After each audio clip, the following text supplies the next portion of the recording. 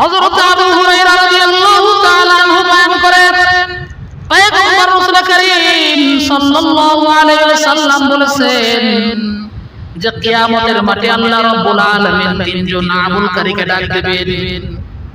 তিনজন নেককার ব্যক্তিকে ডাক দেওয়া হবে। এক নাম্বার ডাক দিবেন আল্লাহ রাব্বুল আলামিন একজন শহীদকে ডাক দিয়ে বলবেন, হে শহীদ, আমি দুনিয়ার বুকে তোমাকে যেগুলো নিয়ামত দান করেছিলাম সকল নিয়ামতের কথা তুমি স্মরণ করো। ওই শহীদকে আল্লাহ রাব্বুল আলামিন ডাক দেওয়ার পরে দুনিয়াতে যত নিয়ামত দান করেছিলেন সকল নিয়ামতের কথা ওনাকে স্মরণ করায় দিবেন। তারপরে আল্লাহ রাব্বুল আলামিন প্রশ্ন করবেন, হে শহীদ, দুনিয়াতে যে সকল নিয়ামত আমি তোমারে দান করেছিলাম এই নিয়ামতের বদলায় তুমি আমার জন্য কি করেছো?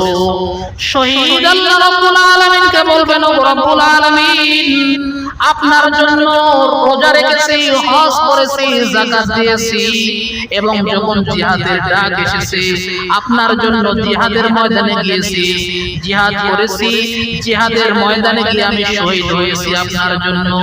আল্লাহ রাব্বুল আলামিন ডাক দিয়ে বলবেন, না না, তুমি আমার জন্য শহীদ হও নাই, তুমি শহীদ হয়েছো তোমার জন্য, তোমার নিজের জন্য। মানুষ তোমারে বলবে যে মানুষ তোমারে শহীদ বলে আখ্যায়িত করবে, এই জন্য তুমি শহীদ হয়েছো, আমার জন্য তুমি শহীদ হও নাই।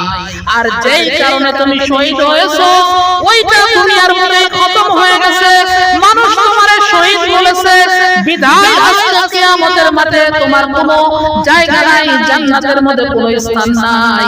ফেরেশতাদেরকে ডাক দিয়ে বলবে, হে ফেরেশতার দলেরা, এই ব্যক্তির টাইনা হিসরা তুমি জাহান্নামের মধ্যে নিয়ে যায় নিক্ষেপ করো। জোরে বলেন না না।